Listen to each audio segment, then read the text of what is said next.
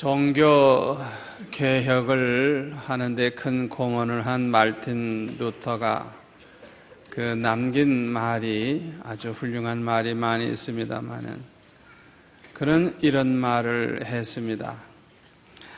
기독신자와 비기독신자를 구별하는 기준은 지나간 일을 감사할 줄 아느냐 모르느냐에 달려있다. 그런 말을 했습니다. 그 사람이 참 기독교인인지 아닌지 구별할 수 있는 방법이 참 많이 있어요.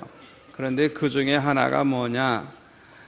우리가 과거를 생각하면 좋은 일도 있었지만은 슬픈 일도 아주 나쁜 일도 많이 있었기 때문에 기쁨도 되고 슬픔도 되고 아픔도 됩니다마는 그럼에도 불구하고 그 지나간 과거를 생각하면서 감사할 줄 아느냐, 감사할 줄 모르느냐, 거기에 따라서 그 사람이 기독교 신자인지 아닌지 구별할 수가 있다고 하는 것입니다. 그만큼 우리가 감사할 줄 안다고 하는 것은 너무나도 중요한 것입니다. 이스라엘 백성들의 지혜서라고 할 수 있는 그 탈무드에 보면은 이런 명언이 있습니다. 이 세상에서 가장 똑똑하고 현명한 사람이 누구인가? 모든 사람에게 늘 배우려는 자세를 가지고 있는 사람이다. 그랬습니다. 이 세상에서 가장 강한 사람이 누구인가? 자기 자신을 이기는 사람이다. 이 세상에서 가장 부유한 사람이 누구인가? 자기가 가진 것에 만족하면서 항상 감사하는 사람이다. 그렇게 말을 했습니다.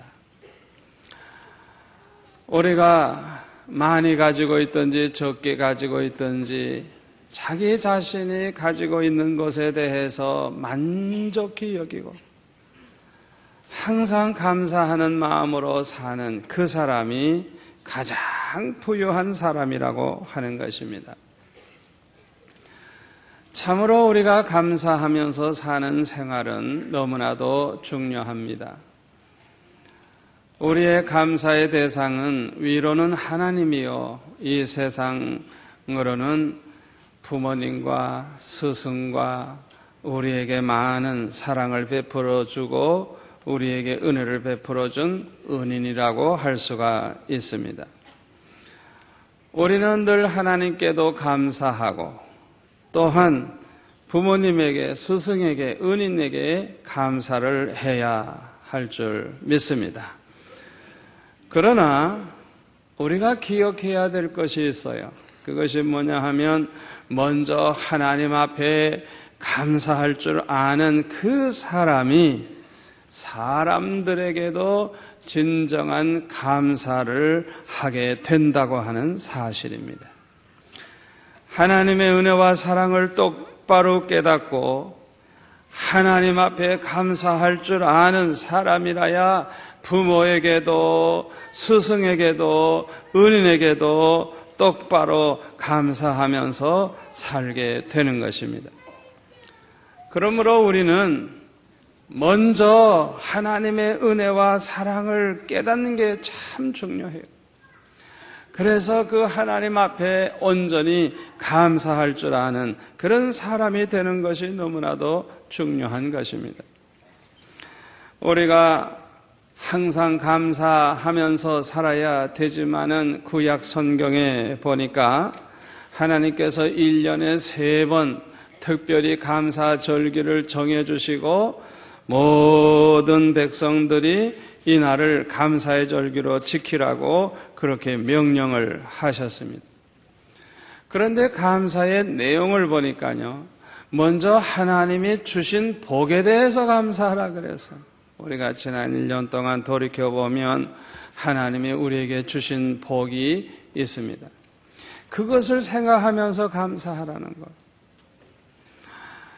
가을에 추수해서 곡식을 거두어 창고에 쌓아놓고 참 금년에도 하나님이 이렇게 축복해 주셨구나. 그렇게 주신 복을 생각하면서 감사하라는 거예요.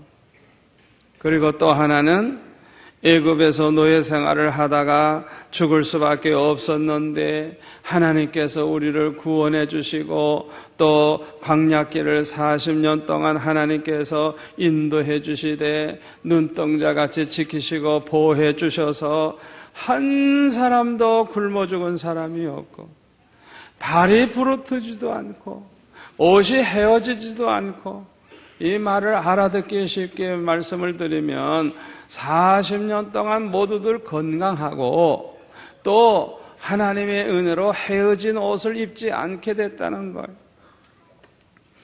여기에 대해서 하나님 앞에 감사하라고 그렇게 말씀을 하셨습니다.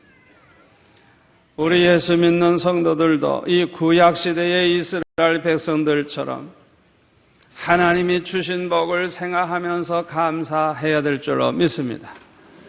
그뿐만 아니라 무엇보다도 감사해야 될 것은 우리가 마귀의 종노릇을 하면서 살다가 마귀와 함께 멸망할 수밖에 없는 죄인을 예수 믿게 하시고 구원받아서 하나님의 자녀가 되게 하시고 하나님이 늘 함께 해주시는 이 복을 받게 해주신 이 은혜를 생각하면서 감사해야 될 줄로 믿습니다. 그런데 구약 성경에 보니까 어디에 있든지 반드시 하나님의 집 예루살렘 성전에 가서 감사의 절기를 지키라, 그렇게 말씀을 하셨어요.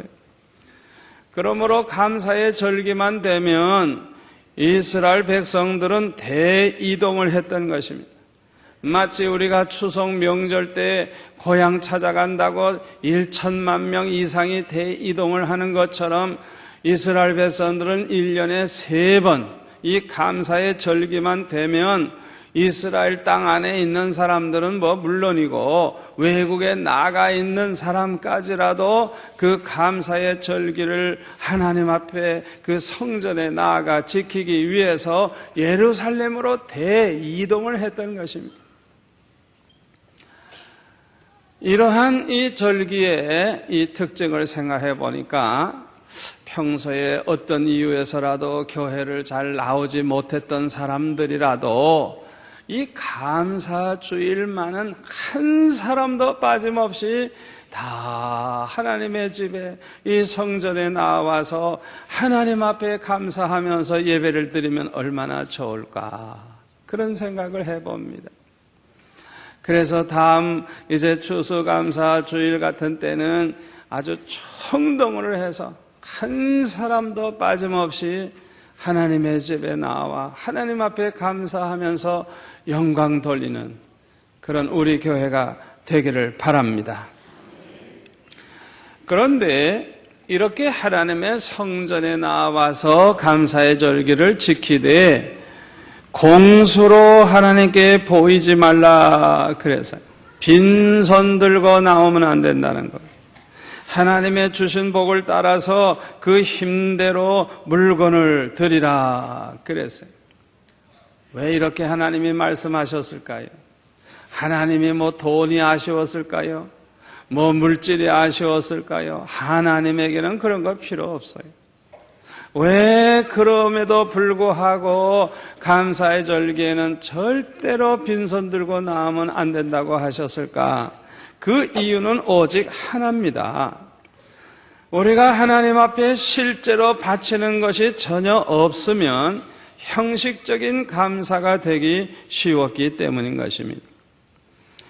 우리가 하나님 앞에 감사할 때 마음으로 감사하는 마음은 있는데 아무것도 드리지 않는다고 하면 한두 번은 정말 우러나는 마음으로 감사할지도 몰라요. 그러나 아무것도 드리는 것이 없으면 한 번, 두 번, 세 번 반복하다가 보면 자기도 모르는 사이에 그저 형식적인 감사의 절기가 되지 정말 하나님을 감동시킬 만한 그런 감사의 절기는 지키지 못하게 될 것입니다. 그러므로 평소에 이 감사의 절기를 지키기 위해서는 준비를 정성껏 해야 되는 것입니다. 여러분들은 언제부터 준비했어요? 이 날을 위해서. 한 달 전부터 준비했습니까? 아니면 2달 전부터 준비했습니까? 저는 우리 가족이 아예 1년 계획을 세울 때에 감사의 절기는 이렇게 지키자 정해놓고 지킵니다. 그 상황이 넉넉하면 많이 드리고, 어려우면 적게 드리고, 상황에 따라서 그때마다 어떻게 할까? 그게 아니고, 아예 1년을 하나님 앞에서 나는 이렇게 섬기고 살겠다고 하는 그런 결정을 해놓고 이 날을 맞이하는 거예요. 1년 동안 준비해서 이 날을 맞이하는 사람들하고, 그런 의식이 전혀 없이 그냥 나와서 있으면 드리고 없으면 못 드리고 그렇게 하는 사람하고 얼마나 차이가 나겠어요. 여러분들이 오늘은 어떻게 하시는지 모르지만은 오늘부터 시작해서 내년 이 추수감사절을 위해서 1년 동안 준비하면서 마음에 여러분들이 결정을 하고 그리고 한번 살아보세요. 하나님이 축복하실 줄 믿습니다. 우리가 하나님 앞에 감사할 때 첫째로는 진심으로 감사하는 마음을 가지는 것이 참 중요합니다. 시편 116편 12절에 보면 여호와께서 내게 주신 모든 은혜를 무엇으로 보답할꼬? 하나님이 베풀어 주신 은혜를 생각하니까 내 목숨을 들여도 그 은혜를 보답할 수 없는 그 마음. 너무너무 그 은혜가 커서 감사하는 마음이 너무 북받쳐서 내가 무엇으로 보답할까? 안타까움을 마음을 갖는 그렇게까지 마음에 감사하는 마음으로 꽉 차 있다고 하면 우리 마음 중심을 보시는 하나님이 얼마나 기뻐하시겠어요? 그리고 우리가 감사하는 마음을 가질 뿐만 아니라 하나님의 주신 복을 따라서 그 힘대로 물질을 드리면서 감사하는 것도 중요해요. 그러나 이보다 더 중요한 것이 하나 있습니다. 그것은 항상 찬양으로 감사하면서 사는 것이 가장 중요하다는 걸 믿으시기를 바랍니다. 우리가 하나님 앞에 늘 찬양하면서 감사하는 생활의 반대가 뭘까요? 늘 원망불평하면서 사는 것. 저와 여러분이 늘 찬양하면서 감사하는 생활을 하면 세상이 밝아집니다. 세상을 밝게 하는 것들이 여러 가지가 있어요. 우리가 서로 감사하면서 살면 세상이 밝아질 줄로 믿습니다. 여보, 참 고마워요. 당신 너무나도 고마워요. 당신 너무 수고 많이 해서 고마워요. 오늘도 맛있는 음식 해줘서 고마워요. 잘 먹었어요. 이 말 한마디가 얼마나 세상을 밝게 하는지 몰라요. 부모님에게도 어머니 참 고마워요. 아버지, 내가 훌륭한 아버지 모시게 된 거 참 고마워요. 이 말 한마디가 그냥 얼마나 가정을 밝게 하고 세상을 밝게 하는지. 직장에서 한 달 동안 수고하고 월급을 받을 때 그저 당연한 것 같지만은 사장님 감사합니다. 참 고맙다고 할 때 얼마나 그 회사 분위기가 밝아지겠어요. 늘 감사하는 것, 세상을 밝게 합니다. 또 늘 찬양을 할 때 세상이 밝아져요. 여러분의 자녀들이 집안에서 항상 노래를 부르고 찬송을 부르고 하하하 웃으면서 기뻐할 때 그 가정이 얼마나 밝아지고 얼마나 좋아요. 마찬가지로 저와 여러분이 항상 기쁨으로 감사하는 마음으로 찬양을 하면서 살아갈 때 우리 하나님이 기뻐하실 뿐만 아니라 이 세상이 밝아질 줄로 믿습니다. 또 우리가 서로 칭찬하면서 살 때 세상이 밝아집니다. 사람은 언제나 장단점이 있어요. 그런데 그 사람의 그 잘못된 걸 꼬집어 뜯고 항상 원망하고 불평하면 아주 세상이 그냥 그야말로 그냥 어두워지는, 살고 싶지 않아, 살맛이 없어지는 세상이다. 그러나 9가지 잘못이 있어도 한 가지 좋은 점이 있으면 그것을 칭찬해주고 격려해주고 당신은 축복받을 거야, 성공할 거야, 당신은 훌륭해 하고 칭찬해줘 보세요. 세상이 밝아질 줄로 믿습니다. 또 친절을 베푸는 것, 봉사하는 것, 적은 친절이 얼마나 세상을 밝게 하는지 몰라요. 적은 봉사 하나가 얼마나 사람을 기쁘게 하고 세상을 밝게 하는지 몰라요. 저와 여러분이 항상 하나님 앞에 찬양하며 감사할 때 세상이 밝아진다는 걸 믿으시기를 바랍니다. 그러나 이와 반대로 원망 불평은 세상을 어둡게 합니다. 우리가 찬양하며 늘 감사할 때 하나님이 기뻐하십니다. 우리 하나님께서 저와 여러분을 창세전에 택하시고 하나님의 정하신 때에 이 세상에 태어나게 하신 목적이 있습니다. 이사야 43장 21절에 보니까 이 백성은 내가 나를 위하여 지었나니 나의 찬송을 부르게 하려 함이니라. 아멘. 이스라엘 백성, 하나님의 선민은 창세전에 하나님이 택한 백성인데 이 백성들은 하나님을 위해서 특별히 지은 백성인데 하나님의 찬송을 부르게 하기 위해서 하나님이 지으셨다고 말씀하셨어요. 그러므로 저와 여러분은 이 세상에서 하나님을 위해서 할 일이 많이 있겠지만은 무엇보다도 우리를 통해서 하나님이 찬송을 받으시기 원하신다는 걸 아시고 항상 찬양하며 감사하는 성도들이 되시기를 축원합니다.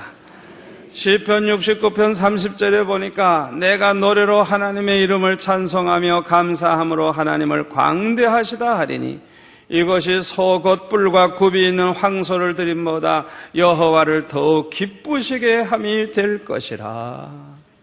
너무너무 가난하고 어려워서 하나님 앞에 황소를 드리면서 감사하지 못하지만은 그 대신 찬송하면서 하나님 앞에 감사를 드릴 때 이 황소를 드리는 것보다 더욱 하나님을 기쁘시게 함이 된다 그랬어요. 저와 여러분은 항상 찬양하며 감사함으로 하나님을 기쁘시게 하는 성도가 되시기를 축원합니다. 우리가 원망 불평하는 것은요, 마귀가 좋아하는 거예요. 우리가 감사하며 찬양할 때 하나님이 우리 가운데 임재하신다는 걸 믿으시기를 바랍니다. 시편 22편 3절에 보니까 이스라엘의 찬송 중에 거하시는 주여. 이스라엘 백성들의 찬양이 있을 때 그 가운데 하나님이 계시다는 거예요. 그 가운데 임하신다는 거예요. 우리가 찬양하면서 감사할 때 하나님은 너무너무 기뻐하시면서 그 가운데 임재하시면서 그 대신 그 자리에 있던 악신은 떠난다는 사실을 기억하시기를 바랍니다. 사울 왕이 악신에게 시달릴 때 다윗이 찬양하니까 악신이 물러가지 않았어요? 여러분들 그거 아셔야 돼요. 여러분 집안에 자꾸만 그냥 사탄이 시험을 하고 부부싸움을 하게 하고 마음이 갈라지게 하고 애들도 자꾸 문제가 일어나고 질고 우환이 떠나지 아니하고 근심이 떠나지 아니하는 사람들, 여러분들 한번 그런 가정은 온 가족이 모여서 하나님 앞에 그냥 찬양하면서 감사와 영광을 돌려보세요.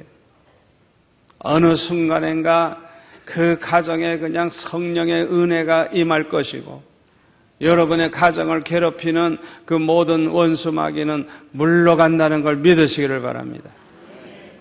어떤 교회에서 그 성도 가정에 가족 중에 하나가 귀신이 들렸어요.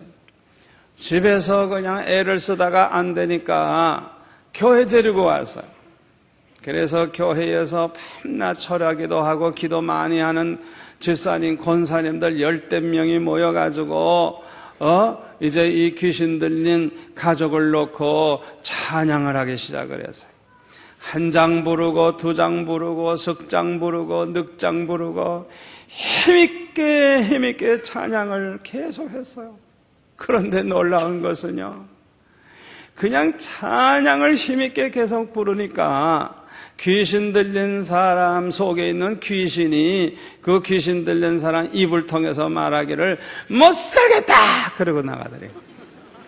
못 견디고 나가더래요.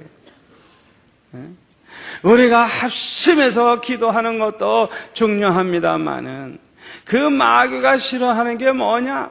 우리가 하나님 앞에 그냥 감사하는 마음으로 열심히 찬양할 때 하나님이 그 가운데 임하시기 때문에 마귀가 그 자리에 있을 수가 없는 거예요. 못 견디고 도망가는 거예요. 아멘. 여러분 가정에도 늘 감사와 찬양이 넘치기를 바랍니다.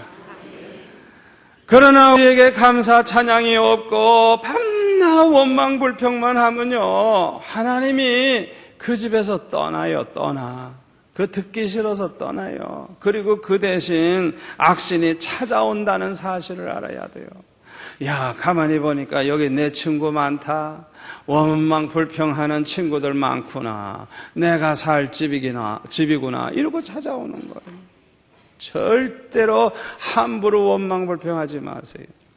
여러분, 시작은 내가 원망하고 불평을 시작했는데요, 그렇게 원망불평하는 도중에 갑자기 악신이 임하면요, 그 다음부터는 제정신이 아니에요. 제정신. 막 거품을 물고 그냥 화를 내고 그냥 막 욕을 하고 그냥 뭐 난리를 하다가 잘못하면 미쳐요.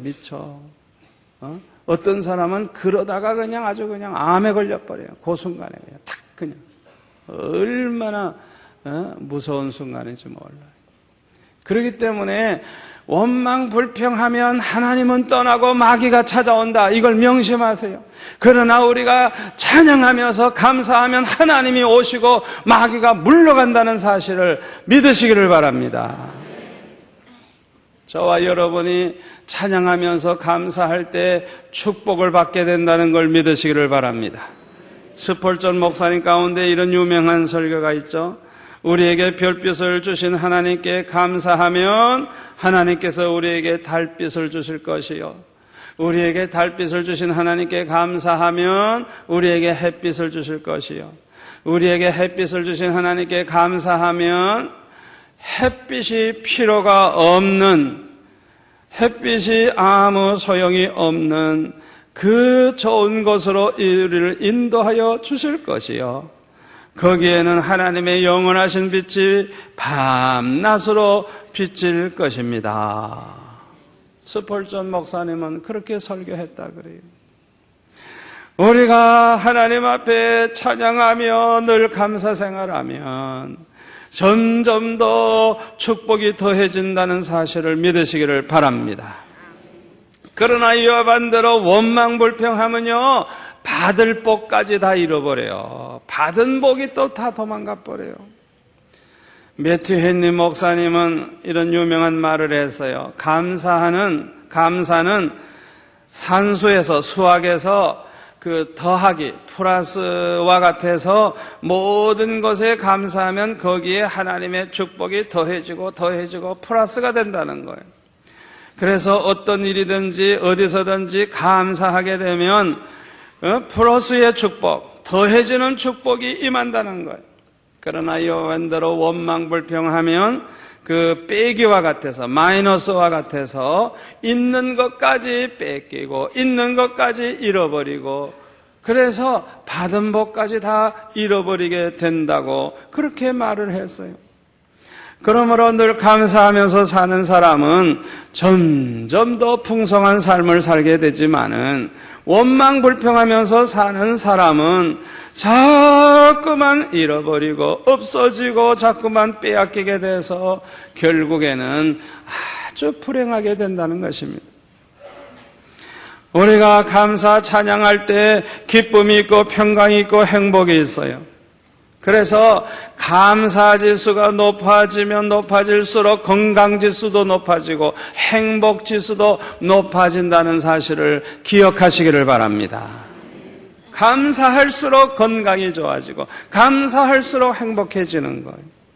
그러나 이와 반대로 원망불평하면요, 기쁨이 사라지고 평강이 사라지고 분노가 생기고 불만이 커지고 더욱더 불행해지는 것입니다. 우리가 어려운 가운데 있어도 믿음으로 찬양하면서 감사하면 기적이 일어난다는 사실을 믿으시기를 바랍니다. 미국의 50만 부 이상이나 팔린 베스트셀러 중에 바바라 존슨이라고 하는 가정주부가 쓴 모자에 제라늄 꽃을 꽂고 행복하게 살아라 하는 그런 책이 있습니다. 이 바바라 존슨은 본래 남편과 네 아들을 데리고 사는 그저 평범한 가정주부였습니다. 그런데 어느 날 남편이 집에 돌아오다가 교통사고로 식물인간이 되었어요. 그리고 큰아들은요, 술 먹은 트럭 운전사의 차에 치여 죽었어요. 둘째 아들은요, 동성연애에 빠져가지고 가출해버렸어요. 셋째 아들은 베트남 전쟁터에 나갔다 죽었어요. 계속해서 불행을 당하니까 하나님 앞에 나아가 엎드려 기도하면서 아버지 하나님, 왜 우리 가정에 이렇게 계속해서 불행을 당하게 하십니까? 하나님을 원망하고 세상을 원망하고 자신을 원망하면서 울부짖었어요. 그러다가 보니까 정신적으로 육체적으로 점점 더 비참해지기 시작을 했습니다. 이래가지고서는 내가 못 살겠구나, 이래가지고는 안 되겠구나, 내가 부정적으로 살아서는 안 되겠구나, 내가 긍정적인 삶을 살아야 해, 이렇게 결심을 하고 그는 하나님 앞에 나아가서 아버지 하나님, 내 남은 생애를 하나님께 맡깁니다. 감사합니다. 아니, 감사할 게 뭐 있다고 감사가 나오는지. 감사합니다. 그렇게 감사하다고 기도하기 시작해서 그는 하나님께 감사하고 또 감사하고 시간만 나면 교회 가서 감사하면서 기도를 했어요. 놀라운 것은요, 식물 인간이었던 남편이 갑자기 의식이 돌아오기 시작하더니 그래서 이 식물 인간이 벌떡 일어나지 않겠어요? 여러분 잘 들으세요. 지금 이 남편이 식물 인간이고 지금 얼마나 이 가정의 불행이 큰가는 하나님이 더 잘 알아요. 더 잘 알아. 그거 가지고 우리는 불행해요, 이거 해결해 주세요, 이렇게 외치지 않아도 하나님은 다 알아요. 그런데요, 하나님 앞에 감사할 것도 없는 형편인데도 감사하면서 기도하니까 그 하나님이 감동을 받으시고 응답을 해주셔서 그 식물 인간이었던 그 남편이 깨어나게 되고 일어나서 회복이 된 거예요. 여러분 잘 생각해 보세요. 하나님은 우리의 형편과 사정을 다 아십니다. 우리가 기도할 때 하나님을 감동시키는 게 중요해요. 예? 우리가 이렇게 어려운데도 감사해 보세요. 그 하나님이 감동받으시지 아니하시겠어요? 남편이 일어나니까 얼마나 감사합니까? 너무 기쁘고 감사해서 아이고, 나도 뭔가 좋은 일 해야지, 나보다 불행한 사람들에게 좋은 일 해야지 하면서 그는 앞으로 무슨 일을 할까 생각을 하게 됐어요. 그는 재난에 빠져있는 사람들, 베트남 전선에 가서 죽은 젊은이가 50만 명인데 그 부모들이 얼마나 슬퍼할까. 그것을 생각하고 그들에게 열심히 찾아가서 위로해주고 그들에게 격려해주고 좋은 일을 하기 시작을 했어요. 아들이 죽었다고 낙심하지 마세요. 국가를 위해서 큰 일을 한 겁니다. 이러면서 위로해주고, 교통사고로 자식을 잃은 부모에게 편지를 쓰고 전화를 해서 자기도 아들이 교통사고로 죽었다는 얘기를 하면서 위로해주고, 또 그들을 모아서 함께 기도도 하고 세미나도 열고, 또 그들을 위해서 봉사할 수 있는 선교회도 조직을 하고, 남을 도와주는 일로 매우 바쁘게 됐어요. 그 다음에는 라디오, 텔레비전, 출판계에서 이분을 강사로 초빙을 하게 돼서 점점 유명해지기 시작을 했어요. 그는 여성계의 지도자가 돼서 어려움 당하는 사람들을 위로해주고 희망을 주고 용기를 주는 아주 영리학력 있는 여성 지도자가 됐어요. 그리고 동성연애에 빠져있던 둘째 아들이 집으로 돌아왔어요. 이 여인이 책을 쓴 것이 베스트셀러가 돼서 많이 팔려가지고 또 많은 수입을 얻게 됐어요. 얼마나 받은 복이 커요. 만약에 이 여인이 절망을 하고 낙심하고 밤낮 원망 불평만 하고 한숨만 쉬고 살았다고 하면 아마 그는 더 비참해졌을 거예요. 그러나 이 절망적인 상황에서도 하나님을 바라보고 그 하나님께 감사하고 또 감사할 때 기적이 일어난 것입니다. 그의 인생에 변화가 온 것입니다. 그는 성공을 하고 그는 행복한 그런 사람이 되었습니다. 남을 도와주는 존경받는 여성계의 지도자가 되었어요. 여러분들은 어떤 형편에 처했습니까? 낙심하고 절망하지 마시고 감사하시기를 바랍니다. 찬양하시기를 바랍니다. 우리가 믿음으로 찬양하며 감사할 때 병마가 물러갑니다. 질고 우환이 물러갑니다. 축복의 문이 열립니다. 역대하 20장에 보니까요, 여호사밧 왕 때에 모압 자손과 암몬 자손이 또 몇 마흔 사람들을 모아가지고 연합군을 이루어서 쳐들어왔어요. 얼마나 많은 무리가 쳐들어왔는지 이 육안으로 보면 너무 큰 군대가 쳐들어왔으니까 얼마나 두렵겠습니까? 그래서 이 여호사밧은 하나님 앞에 간구하며 부르짖었습니다. 온 백성들에게도 금식하라 공포하고 백성들을 모아가지고 하나님 앞에 간구하기 시작을 했어요. 그때에 하나님의 응답이 왔습니다. 두려워하지 말라. 이 전쟁은 너에게 속한 것이 아니요 하나님께 속한 것이니라. 담대하게 그들을 마주해서 나아가라.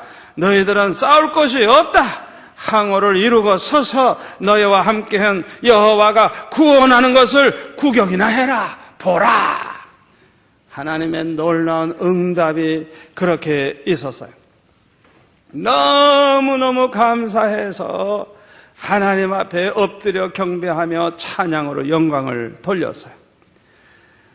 여호사밧은 백성들과 의논을 해서 노래하는 그런 사람들을 택해가지고 거룩한 예복을 입히고 군대 앞에서 행하면서 하나님을 찬양하게 했어요.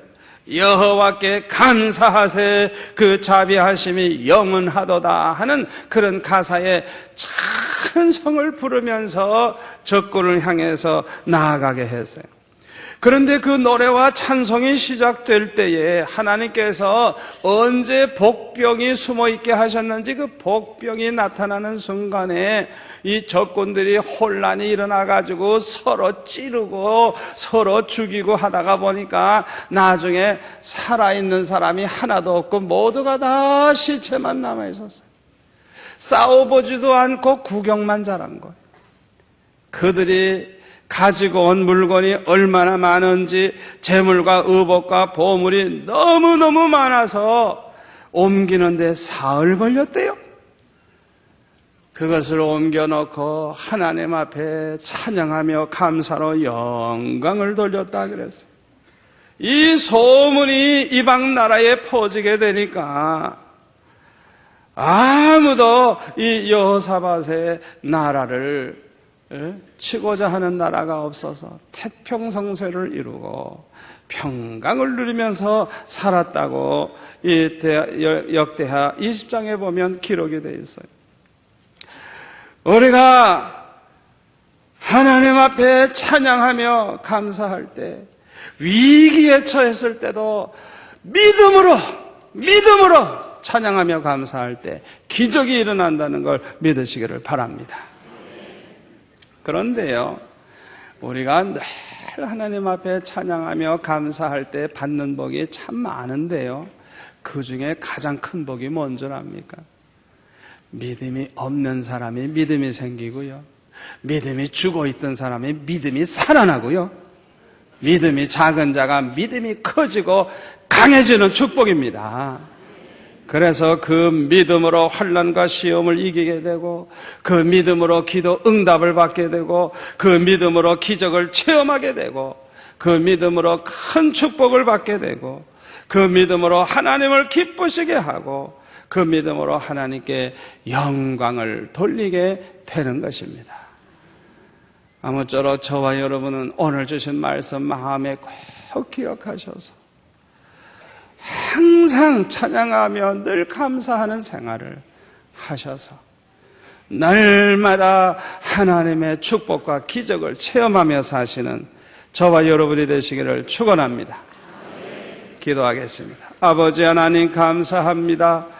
오늘날 같이 어려울 때 우리가 낙심하기 쉽고 절망하기 쉽고 한숨을 쉬며 탄식하며 살기 쉬운 이때에 아버지, 우리에게 귀한 말씀 주시오니 감사합니다. 믿음으로 감사하게 하시고 믿음으로 찬양하게 하시고 우리에게는 원망 불평이 없게 하여 주시어서 항상 찬양하며 감사하는 중에 하나님의 기적과 하나님의 축복을 늘 체험하며 살게 도와 주옵소서. 예수님의 이름으로 기도하옵나이다. 아멘.